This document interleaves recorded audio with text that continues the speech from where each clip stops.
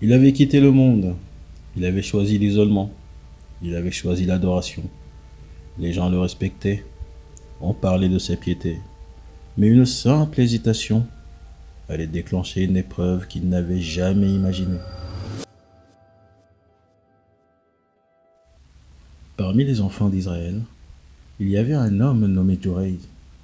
Il avait construit un lieu en hauteur, loin des marchés, loin du bruit, loin des tentations.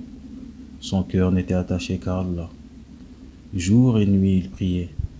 Il pensait avoir choisi la meilleure des voies.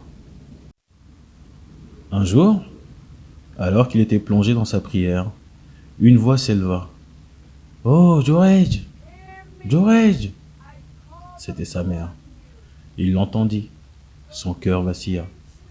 Il se dit, ma prière ou ma mère? Il continua alors sa prière. Le lendemain, il revint. Oh, Joreid! Joreid! Même hésitation, même choix. Le troisième jour, elle l'appela encore, et il continua. Alors, le cœur blessé, elle invoqua. Oh Allah, ne le fais pas mourir avant qu'il ne voie les visages des femmes de mauvaise vie. Une invocation.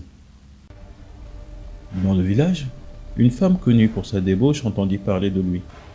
Elle dit, je vais le faire tomber. Elle monta alors jusqu'à son lieu d'adoration. Elle tenta de le séduire, mais Joreid refusa. Alors elle descendit, elle trouva le berger. Elle commit le péché avec lui et tomba enceinte. Quand l'enfant naquit, on lui demanda « Qui est le père ?» Elle pointa du doigt la montagne en disant « Joreid, Joreid !» Comme vous vous en doutez, la rumeur explosa. Les gens montèrent. Ils le firent descendre, le frappèrent. Ils détruisirent son refuge. L'homme pieux humilié en public.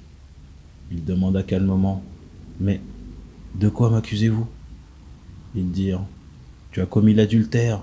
Cet enfant est le tien. » Il demanda « Mais quel enfant?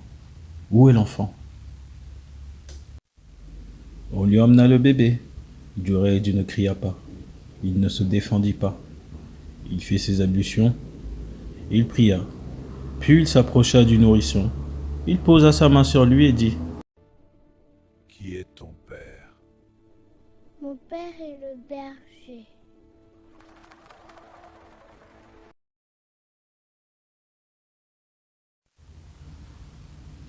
Les visages pâlirent, les mains se mirent à trembler, les cœurs s'effondrèrent, et ils pleurèrent.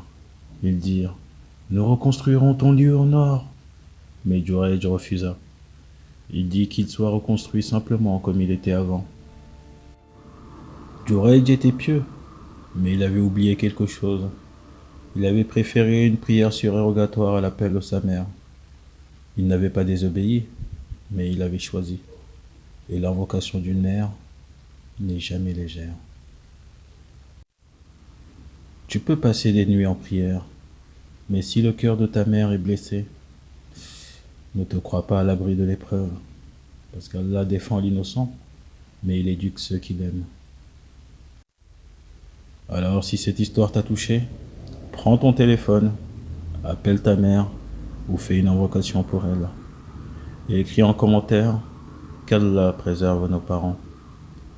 Abonne-toi pour d'autres histoires qui réveillent le cœur.